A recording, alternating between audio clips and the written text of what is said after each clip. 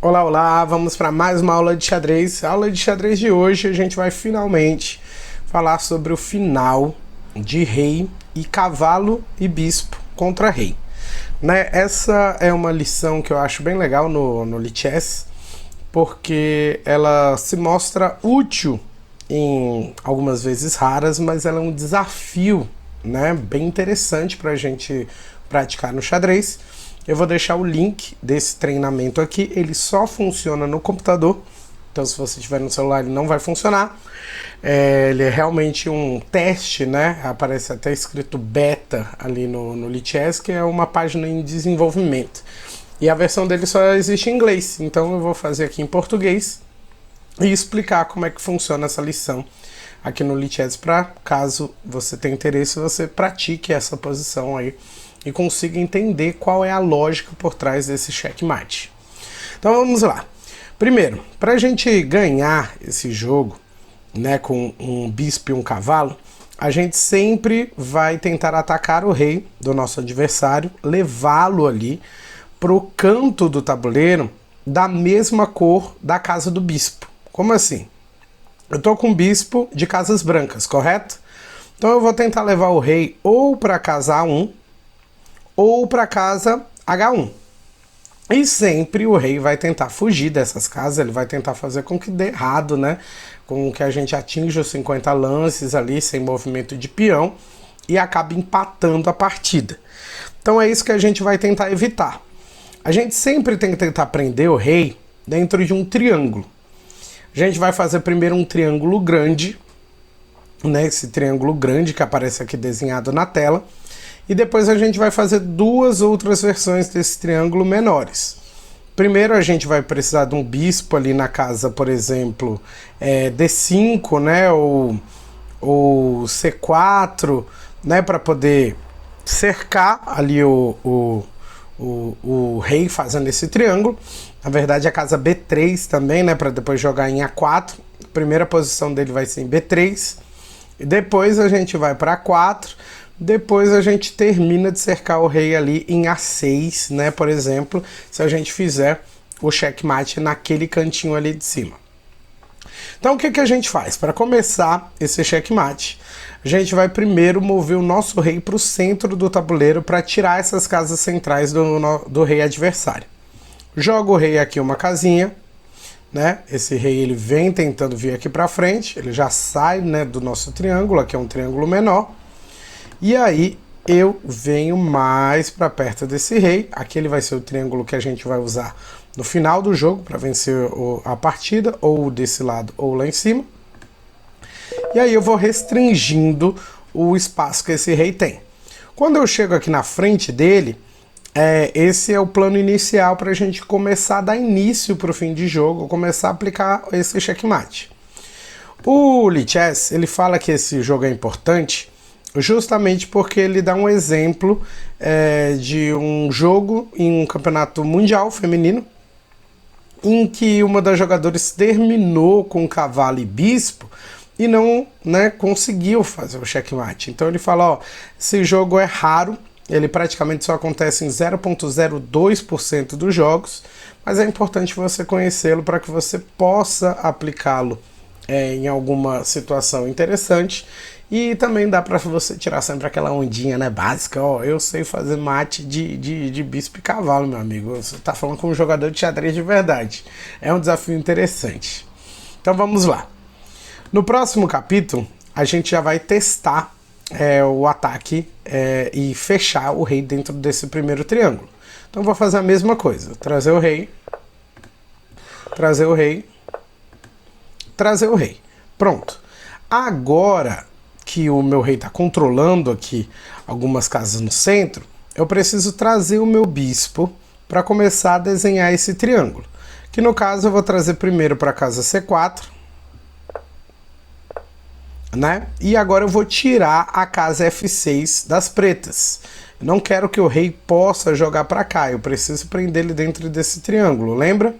Então vamos lá, primeiro eu tiro a casa F6 e agora eu tiro a casa G6. Vou jogar o rei aqui para o lado. Tirei esses dois lugares. Agora eu vou trazer meu cavalo para o jogo. Trouxe o cavalo para o jogo, agora eu vou deixar ele mais pertinho aqui e mais perto da posição que eu quero deixá-lo para desenhar o triângulo.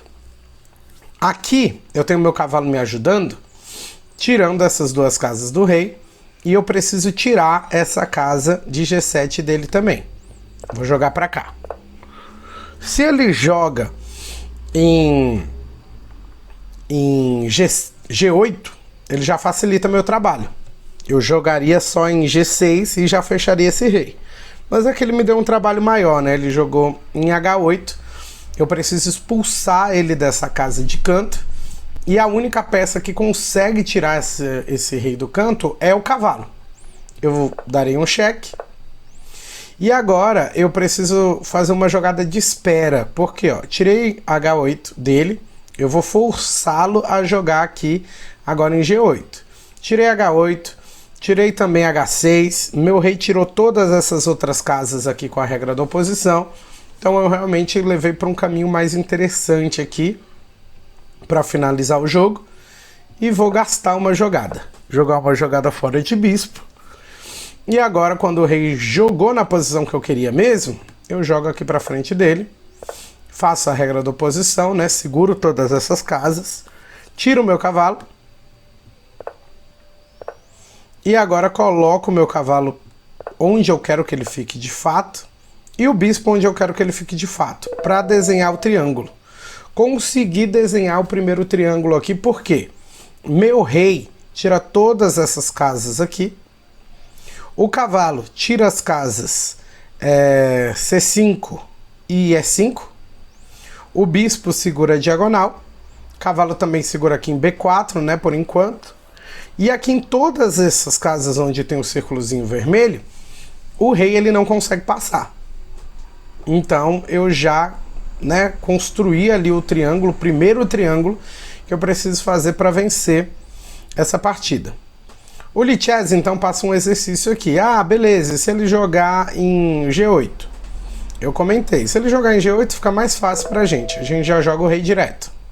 Beleza? Mais simples. Agora, beleza. Consegui prender o rei no primeiro triângulo. Vamos desenhar o segundo triângulo. Primeiro eu vou jogar em G7, o rei. E esse rei ele vai precisar entrar aqui, ó. Vou gastar uma jogada. Quando ele jogar de novo, eu jogo o bispo.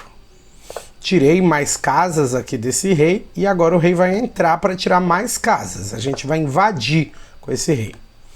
Volta o bispo preparando a jogada em A4. E a gente vai diminuir ainda mais as opções das peças pretas aqui, ó. Vou pegar a oposição. Não posso jogar A4 agora, tenho que chegar mais perto com o rei. E agora eu tenho A4 como possibilidade.